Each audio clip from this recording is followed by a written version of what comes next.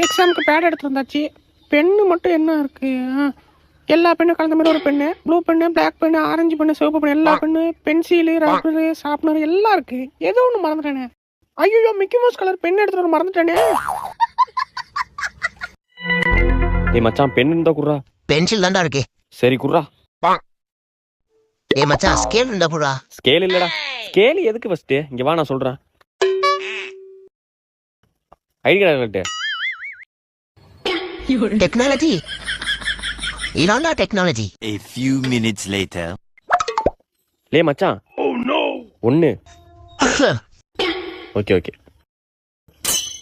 ஏய் மச்சான் 2. 3.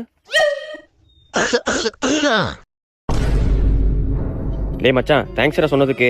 ஆமா, லாஸ்ட் தர 3 தடவை தானே இருமுன. எத்தனை தடவை இருமுனே தெரியலடா.